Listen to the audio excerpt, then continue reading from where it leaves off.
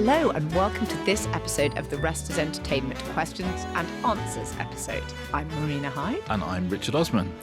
Ali Marina. Hello, Richard. How are you? I'm very, very well. I'm very excited about answering questions. Yes, as always. Yeah, as always. We've got a number of brilliant ones. We had Russell T Davies last week, didn't we? And he said, I don't think I've ever been more famous than I have been this week.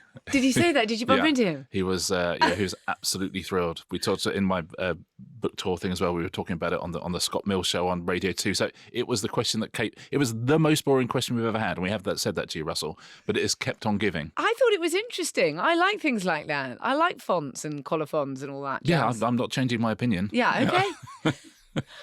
Right. No, it was an interesting question. Why didn't you hit me with another interesting question? Go on. This is a question from Stephen Moffat, who asks, Emma Craddock asks, well, she says, firstly, love the podcast. That's a good way to get your question read out. Love the podcast. Thank you, Emma. I just wondered if you had any insight on what happens if someone admits to a crime on TV within a show. The main ones I can think of are where people have confessed to taking illegal substances. But is this a worry for the show lawyers? And how much do the show lawyers remove from filmed content in general? Okay. The only things that show lawyers really remove, just to answer the second part first, is stuff that's libelous, because that's where you could be vulnerable to a legal action. Admitting a crime on TV is not a crime in itself. So the show isn't sort of vulnerable to any sort of... So broadcasting someone admitting a crime is not a crime. Saying I was intoxicated in the past is not a crime. Yes. And it's pretty hard to... I mean, once in 1986. That's why you like fonts so much. It's hard to prove. Possession of drugs is a crime. Saying I took some drugs back in the past, but I don't now. Yeah. Tell me how you're going to prove that in court. Books, I think, are more interesting on this in some ways, or sort of written word in lots of ways. The press that want Prince Harry to be banned from the US, even though they hate him, so why they want him back here, I don't know. But they have said, why is he being allowed to live in America when he's specifically admitted drug taking? But there's no real evidentiary value to half of this stuff, so it doesn't matter that he might have said it in his book. Having said that, it depends what you say in your book. Now, C.J. Demouy, who was a guy on Eggheads, oh my goodness, he did an autobiography, and I'm not going to name the publishing house, but I would say that certain publishing houses, the big ones, will not allow you will be very careful about what you say in your book and will tell you where you're exposing yourself. He was one of the Eggheads, and he said that in the past, when he was living on the streets, he'd punched a drug addict who approached him with a knife in Amsterdam. He'd pushed him into the canal, and he said, I fully suspect I killed him. Now, I think if you're admitting murder in a book, or manslaughter, you are in a whole different world, okay? Yeah. It's not the same as saying, I smoked some weed. Yeah. It's not at all. And it's saying I smoked some weed and then killed a guy. And he was picked up on a European arrest warrant. It was an absolute nightmare. And I think he basically lost all his money trying to defend it. They couldn't find any evidence they couldn't match any crime with this. They hadn't found a person in a canal, sorry to be brutal here, in a canal in Amsterdam, in wherever, and that they were able to match with this. They accused him eventually of stealing 18,000 shopping trolleys. Yeah. But it sort of ruined him. Now, I would say in that thing that the publisher had failed in their duty of care by saying, you can't admit murder in a book. So he was pulled up in court. He was arrested, and the legal proceedings went on a long time. But he was never actually charged in the end because, as I say, there wasn't any crime they felt they could link him with. Yeah, they tried. Yeah, he had, like many people in murder stories, he weirdly confessed to something that he perhaps hadn't done. Now, there's another interesting one. Felix Dennis, the kind of legendary magazine editor who published Oz and was involved in indecency trials and all sorts of things. I can't remember when this was. It wasn't that long ago. It was about 15 years ago, maybe a bit less. He did an interview with Ginny Doughry for the Times. Now, Ginny Doughry is a sort of doyen of Fleet Street interviewers, one of the doyens.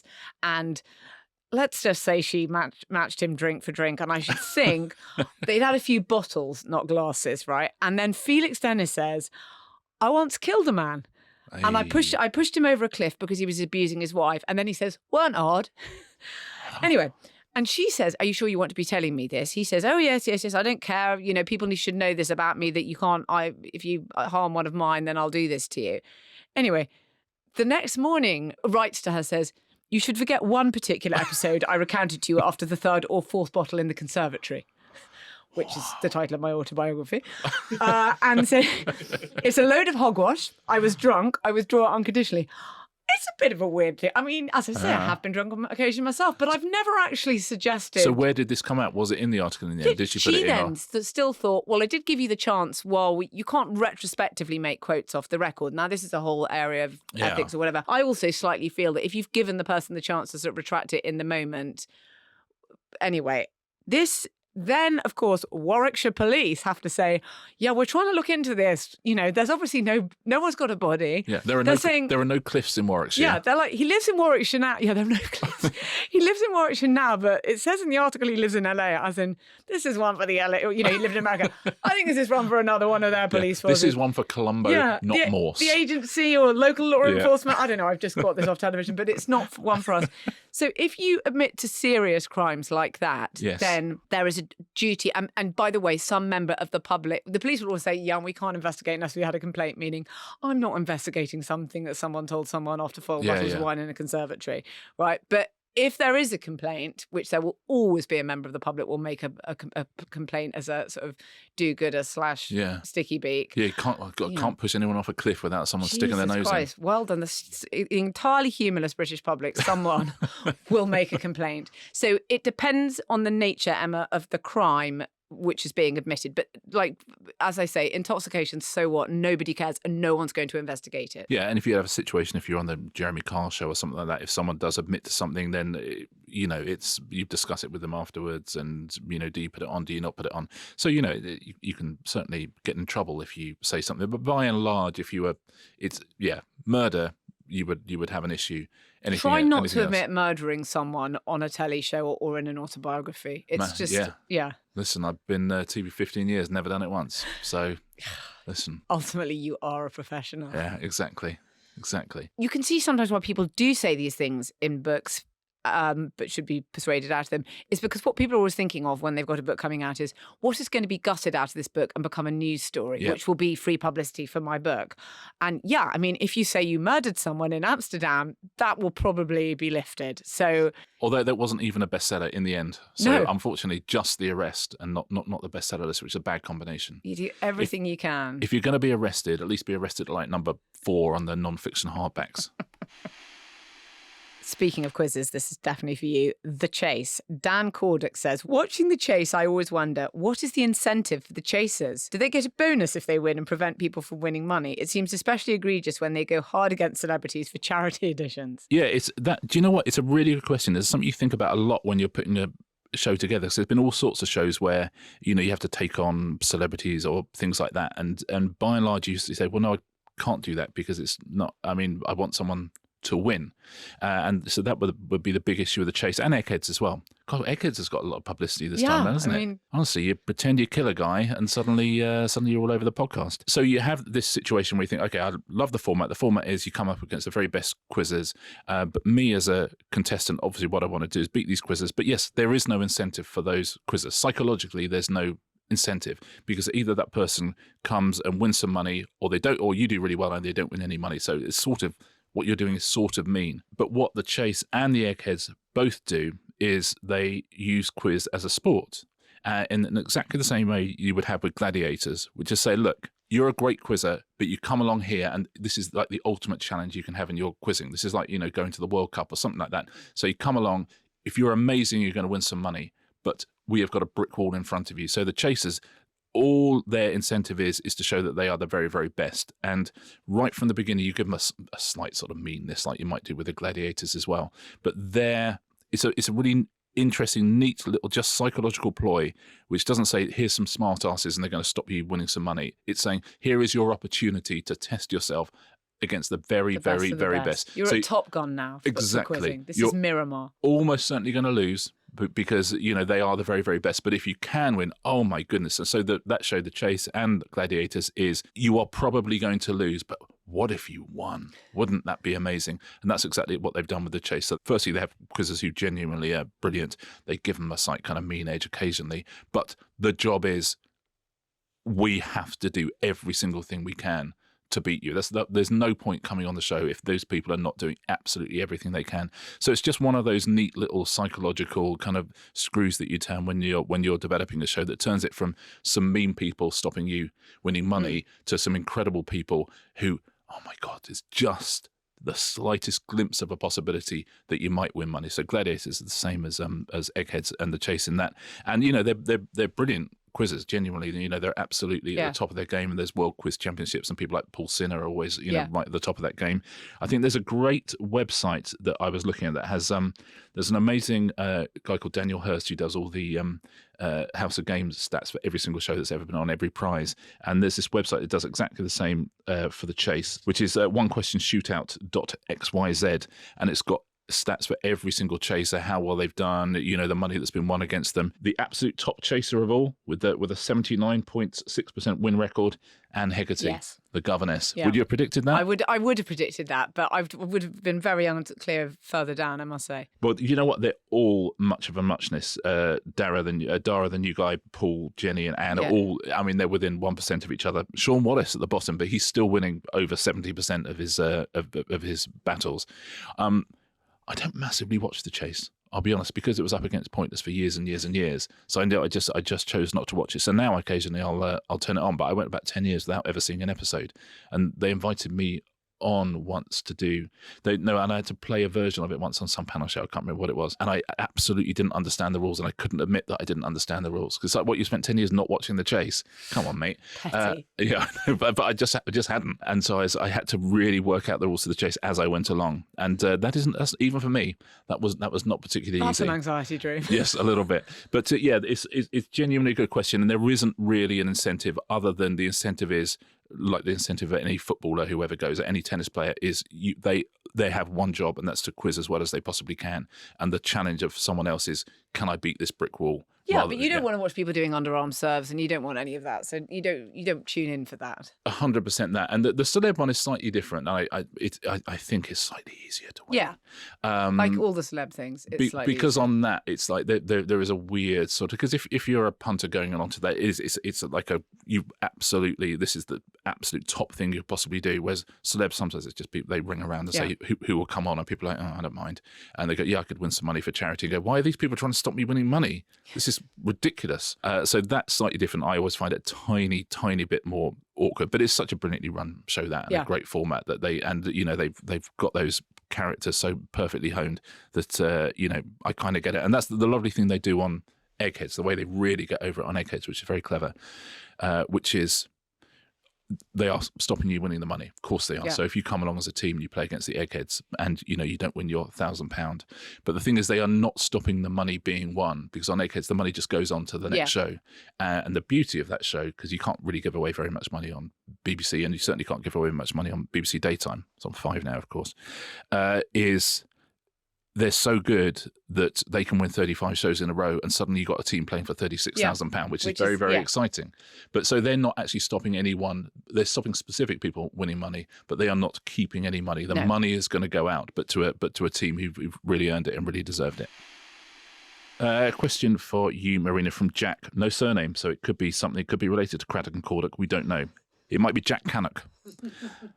Jack, I'm going to assume your surname is Cannock. Forgive me. If it isn't, write in. But I'm guessing it is. Jack Cannock asks, are TV programs getting harder to understand? More and more of my friends in our 20s, by the way, now watch TV with subtitles always on. It drives me mad because it's so distracting. But is the dialogue getting more muffled? People are obsessed with this subject. The subtitles is like one of the key battlegrounds of the early 21st century. I think it's fair to say that, including many territories, disputed actual global territories in the world. They recently did some research, and I think 4 in 5 of 18 to 25-year-olds always have the subtitles on. I remember the first time I heard people say to me that they were using the subtitles on an English language program, which is obviously the key thing, when people told me that they were watching The Wire with them.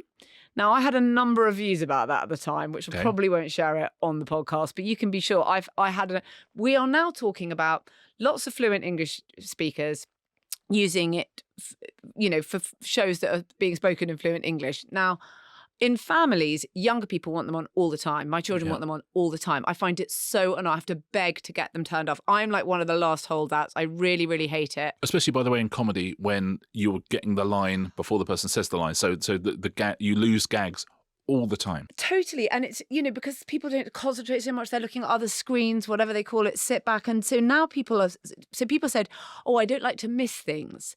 And well, the irony is now you are reading television, so you are missing almost everything else because you're reading the thing. So you're not appreciating the production design as you might have otherwise. You might have been. It's changed lots of things. Like that whole bottom of the frame is now out for things to happen in because so many people as a director, as a director, because people have all got these things. You better not have something important happening down there because it's going to have writing all on top of it. Yeah, and I will come on to that conspiracy that you suggested, which is that during the Golden Globes, it was Bong Joon-ho who said when he won the Golden Globe for Parasite, if you've overcome the 1-inch tall barrier of subtitles, you'll be introduced to so many more amazing films. Now then he went on to win the first foreign language Best Picture. Now, let's look what has just happened. Shogun, that's 80% Japanese. That could never, ever possibly have won Best Drama. Everything changed. A lot changed in the pandemic because suddenly, like, people were saying, I've completed Netflix. You heard people saying this like that. I've watched everything. I've run out of British television. Yeah, people ran out quite quickly out of British American television, and they went and watched all sorts of interesting things like Call My Agent, or, there were so many different series. And so people became used to watching things with subtitles, and that has been absolutely great. If you're a company like Netflix that's got all this stuff from different territories, only after that could something like Squid Game have been such a mega hit. So all of these things can happen now, and it is great because my children will watch K-dramas and they'll watch things that they don't think twice about subtitles. It doesn't remotely. Whereas for me, when I was growing up, it's like, oh, it's got something not interested. Come on, it's like some Czech animation or something. You weren't interested. So now there are conspiracy theories. Because in the old days, that I spoke to a sound mixer about this. Did somebody push a subtitle into a canal? Yeah, basically someone pushed a subtitle into a canal. Sound mixers are not happy about this because to do the sound mix on anything with high production values, drama, comedy, whatever it is an incredibly skilled and difficult thing. Now, they now feel that nobody's listening to their sound mix because people can have it. Sometimes people just have it turned really quite low down and they're just reading television. But those people, by the way, would love books. Yeah, those people. Yeah, have you tried Have you tried this other Because thing? then you can invent all the pictures yourself. Yeah. It's but they used to have to conform to an industry standard of loudness. Wow. And loudness was anchored to dialogue loudness, which is crucial. Yeah. Now what they do, when things like Game of Thrones came along, they the whole of production loudness. So it was if there's a battle or a car crash or anything. So dialogues, some people think dialogue has got a lot quieter, and this is why you're always like, I can't hear. You still have to do a lot in ADR, which is what we've talked about before, additional dialogue recording, when just some lines have not been enunciated clearly enough when you're shooting it, and people will go back and they will do those more clearly. And you can always tell. Yes, I love. if you're looking at the back of someone's head and they're talking, that's probably been done in ADR. And it sounds like they're in a slightly different room. Yeah, you see it in game shows all the time as well. The little things that have been dropped in the edit. Yes, I love absolutely. Those things. Yeah, I like hearing all those sort of things as well. But on some of the streamers now, it's the people think that the streamers have done all this and that they basically want people and they have a vested interest in getting people to watch all their foreign language content, and so they want to keep things quiet. So that's the conspiracy theory. The conspiracy theory is, but also lots of sound mixers are really annoyed because their beautiful work they think is just being put down on a low volume, and people are watching the subtitles. But some of them do have, I have never done this, but I actually might try this after speaking to the sound mixer. Some of them do have dialogue boost functions in your settings. Really? So you can hear so the dialogue is more, it's louder and it comes up louder in the mix. Literally every single person's just stopped listening to the podcast and have gone to their smart TV to go, have we got dialogue boost? Have we got dialogue boost? And I think it's done via individual streamer or TV thing. So you have to see if they've got them because people became so annoyed about it. But it has totally changed television and viewing. And a lot more, if you go to the movies, actually, you'll see that a lot more cinemas are offering many more subtitle performances because people are simply so used to watching it like that they're doing anything to get people. That's so funny. And is there anything in, because a lot of, when videos come up, TikTok and YouTube and stuff, there's often auto-generated subtitles anyway, which means if you are somewhere and you don't have your phone on loud, you can watch so it. You very quickly, and that I quite like that sort of thing. So do I, and that is a huge part of it as well. People are so used to watching text overlay over dialogue, either as you say, just putting the phone right down. In terms of volume, because you're at work and you're not really supposed to be doing it. But I was going to say, but it's very interesting that this younger generation who seem able to read the dialogue on their screen are also the generation who will have their phones turned up loud on a train. Yeah. Or in a cinema. You can't have it both ways. Or actually in the cinema. So, yeah, thank you. I find it very... But yes, it is interesting. I do think for anyone who works on the more visual side of television, it is quite frustrating because you do miss... The dialogue's the only thing you don't miss now. Much more of the other stuff is being missed. Also, I don't want to bring everyone down, but if you're visually impaired, like some of us are, you can't read them. Yeah. So there's sort of, it's very, so if I watch foreign language things, I'd be very close to the TV, but I can't, there's sort of no point. So if people do start relying on subtitles, then that is, it's slightly more difficult if you don't have pin sharp eyesight. And sometimes they'll have like white subtitles and there'll be a white tablecloth. Yes. You think, how's anybody seeing that? It's absolutely is. And then I'll have surtitles occasionally. But as I say, you just can't have anything down the bottom of the frame anymore. Yeah. But it is. But again, I'm visually impaired. But for the hearing impaired, it's amazing that suddenly everyone is happy to have subtitles on everything all the time. So it's listen, take with one hand, give away the other. It's a victory for the hearing impaired there over the visually impaired. But we'll get you back. I promise you. Well, there you go, Jack. That was a long answer. And I think we have to consider the story developing because a lot of people have views about it within the production community. There's also something else as well, of course, is it getting harder and harder to hear dialogue? You think, well, every single one of us is older than we were when we're talking about the times when we found it easier to hear dialogue. And maybe just our hearing isn't as good as it was. But I think your ear is in. It's because people are not quite concentrating that it's harder to hear. They just don't, they conflict. It's, second screen stuff. And I think that I think if you could hear it originally, then you can hear it now. You just get out of it. This has subtitles on YouTube, doesn't it? Yes, it does. Whenever this comes up, I always, and you see how often you say, you say, that's really annoying. Mortifying. Yeah. Listen, I don't like to boost our sponsors too much, but you can get dialogue boost on Sky Glass television. Oh, I know that for a fact. Yeah. Because I've done it.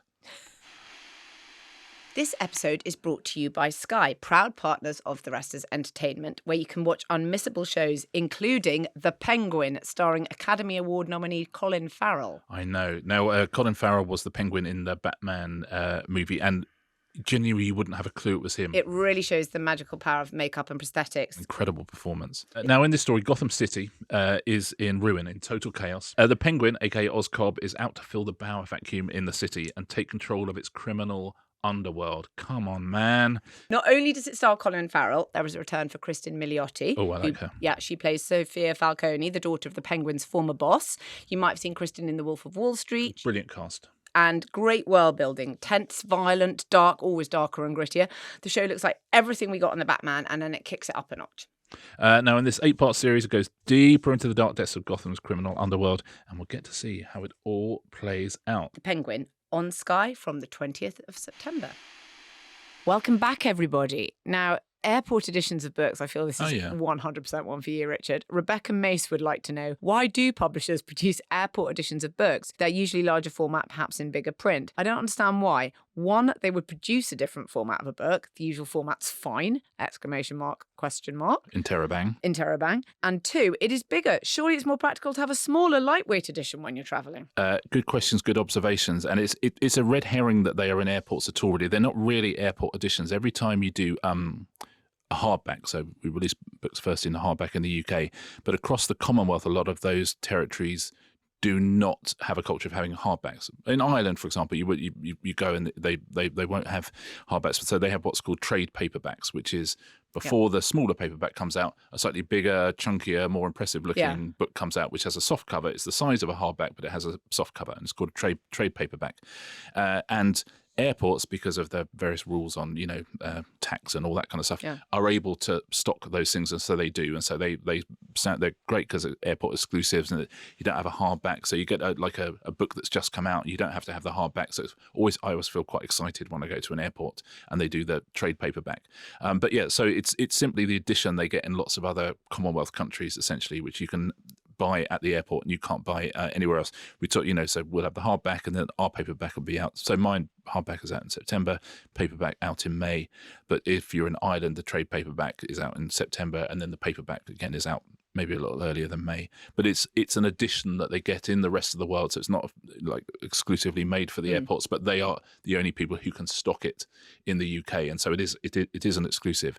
And I always think it feels like quite a treat. But if you go over to Ireland, for example, you go to any bookshop, you go to Eason's, you go to Dubray's, any of them, they will have these things that look like airport exclusive. It's just that's the trade paperback, and when you look at your sales figures, you can see trade paperback figures and all that stuff. So that's a very technical, and the price point is answer higher than the paperback, standard paperback, but lower than a hardback. Exactly that, and I guess so the reason they are bigger than a paperback would be to answer the question, Rebecca, is the paperback isn't out yet. Yeah. But the reason they have them in airports is if you're going to have something that's the size of a hardback, might as well have it with a soft cover because that's easier to carry and easier to have around. So it's one of those weird things that it feels like there's these weird kind of editions that don't exist anywhere else, but it's actually not. It's just the airport is the only place you can get the non-UK editions of these things. So it's a boring answer, but it's a factual answer. Yeah.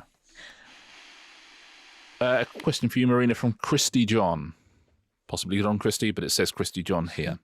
And Christy/John asks, San Diego ComicCon seems like a large event on the entertainment calendar every year, but it also seems quite niche. What kind of impact does an event like this have on the industry, if any? And why do some companies participate while others don't? Brackets Netflix. Right, well, Comic-Con is one of those things that sort of started in some tiny hotel ballroom, not that, whenever it was in the 60s. And then it has become this absolutely enormous production. It's in San Diego. They've got other ones. They've got New York ones. It sort of happens all over. But first of all, I would say that even if it seems niche, comic books are a multi-billion-dollar industry, and they are a huge business. And that's just the books. Never mind all the fact that it's been the movies and the TV made off it has been our sort of, for better or for worse, our sort of premier cultural product for the last however decade and a half. So in San Diego, I think it's 170 million is spent over those few days in San Diego. But people are paying, if you've ever been to one of these things, people are paying huge amounts. Okay, so first of all, the stars that you get to go along for them, they might do 6 hours work and get paid £400,000 to go. They get a lot. And there's various, you hear occasionally that the tax regimes on your image rights and things like that are advantageous. Yes. So it's yes, they are. So it's worth going along, which is why they also look so happy to be there. And someone like Marvel they always do a big thing in Hall H at Comic-Con in San Diego, and that is. We'll come to that in a second, but it's an enormous event, and they spend a lot of money using that. And people, obviously, then lower down, you are selling comic books to absolute fans because they're at the convention, and also people are getting autographs, and they're paying $50 an autograph or $100 an autograph. So if you're sort of lower down and you were in a kind of niche thing from 30 years ago, nonetheless, there will be a giant queue of people to see you.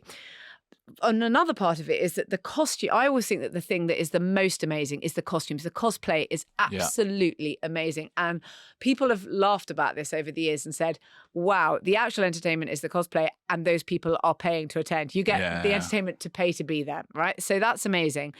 But I think the crucial thing about all of this is you get to market directly to your most crazy, your most engaged fans. And every single person there who sees something, they have all these panel discussions. They have by the way, Netflix do go. They tend not to do it in the same way that Marvel will announce things like years in advance. But Netflix tend to use it as a place where they can promote something that's going to coincide with around the convention that's coming up soon, a show like that. So the most dedicated fans are essentially there paying to advertise you. You put on these events, and then they take it out into the world. They talk a huge amount about it on social media. It's an amazing sort of system, really. So more industries, I am sure. This is why, like sort of book festivals and things like that, people would love to have these gatherings where your most dedicated fans, you speak to them, and then they go out and disseminate it in the wider world, and they kind of work on your behalf, and they're doing pre-publicity for you on your behalf. Yeah, it's anything with a fervent fandom is ripe for a convention, because if you're any sort of big artistic enterprise you've got, from most people in the world, you're going to get 30p, 40p, something like that. And if you can then, from 10,000 people, you can get $250, then, it all adds up. So anything that has this huge fervent fandom, you get it with pop music, you get it with football, sport, all that kind of stuff. You know, the people who absolutely love it, it's not ripping people off. It's just saying, here's some more stuff. Do you want it? ComicCon, and if you're obsessed, 140,000 people go over those days. 140,000 potential mad fans of your next project. Which is great. And also just the stuff they're getting out of it is there's incredible launches. You get it with, video games conferences, like new launches, new stuff going on. I mean, it's incredible. I think the panels are always really interesting. There'll always be lots of sort of news lines that come out of those, maybe in the trade things, but people talk interestingly about what they're creating and all the sort of issues kind of going on in that world. Whereas something like film festivals can feel quite elitist. I mean, who do you know? You can definitely, lots of people can see themselves going to a fan convention for like something like ComicCon, but a lot of people, normal civilian people, would think, what is a film festival? How do I get to one? I don't know. It just seems like something that happens in a very elitist capital cities, and you might not be welcome. Whereas this has always been, and I mean, God, a friend of mine used to make me laugh so much. He has ended up becoming a huge sort of showrunner and in lots of these things. But he used to go to conventions really out in the sticks, and there would always be like fire alarms, and I'd be like, oh my God, did people just like he was constantly at Star Trek conventions. Did people like divide along kind of their lines of rank? Were they all the Captain Kirks trying to get everyone out? And he'd always say that it would be sort of amazing. But those are often really disenfranchised people who felt left out of things, and they really found a community there. So as you say, it's a passionate fandom. It's super joyous. Ingrid very occasionally would do Doctor Who once. She would do like one a year, and she loves it because it's just full of people who genuinely love the thing that they do and are genuinely excited and genuinely moved to be there. There's very few things in this business where you just go, oh, this is just uncynically great fun and just a lovely thing to do. And these conventions seem to have that. Now, here's one for you, Richard, about something you've turned so many people on to via this podcast, the Parisian Agency. Oh, best show on TV. Yeah, Katie Welford would like to know. She says, I recently started watching the Parisian Agency. Thank you to Richard for the recommendation. And it got me thinking, how much of this sort of show will be staged? Seems to be fairly genuine and shot documentary style, but it does have moments that reminded me of things like Made in Chelsea, which I believe can be quite controlled by the producers. The introduction of Daniel Daggers cannot be coincidence, for example. Surely something set up and contrived by Netflix producers to set up the new London show. Yeah, impossible to say Daniel Dagger's name without saying it in a French accent. And Daniel Daggers.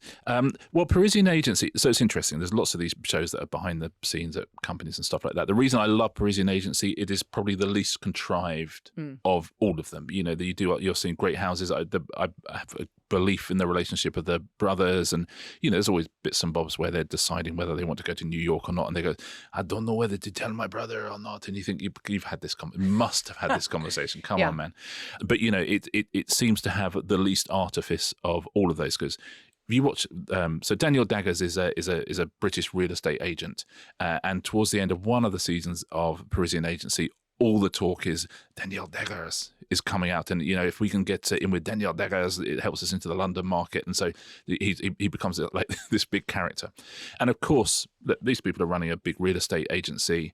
They're selling big houses. They do have clients that they know, and there's genuine friendships. But every now and again, a big French star goes, I am looking for a house, so maybe I could go and be on Parisian Agency, and so they get sent along. Or they're going, well, we've got this other bit of talent in England, Daniel Daggers, he wants to come out. He's got this incredible house to show you. Would you do that? And you go, yeah, of course I do. So some of that stuff absolutely is set up by the producers who say, I think it would be a good story if you sold this person's house, who would not have sold it with you if you hadn't been a TV program. There is much less of it on Parisian Agency than there is on, if you watch $1 Million Listing and stuff like that in the States, which is why I love Parisian Agency. But there is lots of it. And also the people, sometimes I'm watching the show and they'll have like a film star will come along and say, oh, I want you to sell me a house. And you go, yeah, but do you? And then they will actually buy the house. So you go, okay, it was, even though it was set up, it wasn't fake. But then you watch it's so interesting, the Daniel Daggers one, which is set in London. And that is very much more Made in Chelsea. Yeah, miles more. They're just in the first episode. I couldn't, and I love those shows. I couldn't watch it, and I love watching the houses, and they all seem lovely. They all seem perfectly nice, but they were setting people against each other, and like two women who both wanted the same listing. Worked in the office. It was, and just the way they would shoot it. You think, well, how have you got that camera angle. That doesn't make any sense. You're not picking up verite footage of somebody doing something. So on that, as a producer, I find unwatchable. If I had to call it, I would say that exactly, like that made you think much more of something like Made in Chelsea. Yes. Whereas in a way, we'd slightly been softened up, particularly as people who are not French. Yes. By Call My Agent. Yeah. So you're thinking more with the Parisian Agency of something like that, even though, because obviously it's a different type of agency, whatever, but you are thinking much more in those kind of, that framing, that kind of paradigm. Whereas this, I felt like, oh yes, it was much more. Exactly. And listen, we're from a generation who is used to constructed reality shows. Yeah. So we roughly know what we're seeing sometimes, and we know that some stuff is real and some stuff is not. And we understand when it's nearer to reality than not. Parisian Agency is absolutely on the side of reality that I'm comfortable with, which of course occasionally something comes up or a house comes up that wouldn't come up. But when you start watching something that you think, well, this is scripted. And so you've got these two women who work in the office, but do they really work for you? Yeah. And you're setting them up against each other, and they don't really hate each other. And this person doesn't really have a crush on this guy. And you just think, you know what? Show me an interesting house.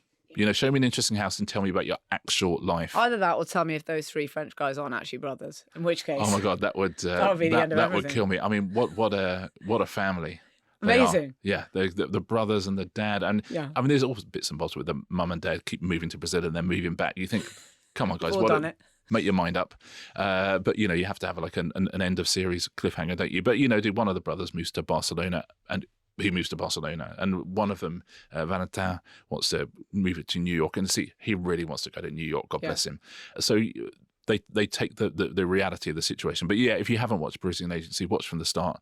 The houses are amazing. The family is so, I mean, they're delightful, aren't they? I mean, they're really, and they're so French and so handsome, but so lovely and loving to each other. Dare I say that if I told you you're watching a program about estate agents, sure, it's like me telling you there's a program about journalists, and they're all just so charming and lovely. Can't imagine and that. Yet, I mean, we've yet to see that. Yeah, that's maybe one day. Exactly that. But that's great. And listen, I don't like sagging things off, and I'm sure that lots of people will like the London version of it. But it's just, it's as a TV producer, it is not for me, because I can see all the moving parts. No, it's a really different kettle of fish. I must say. Too much. But Parisian Agency. Mwah. And $1 Million Listing LA as well. I mean, there's loads of them where you just think, see, $1 Million Listing LA, I find easier than Selling Sunset. Selling Sunset to me is more of a soap opera, and it's brilliant, by the way. It's a brilliant soap opera, whereas $1 Million Listing is a bit more of an estate agent show. Yeah.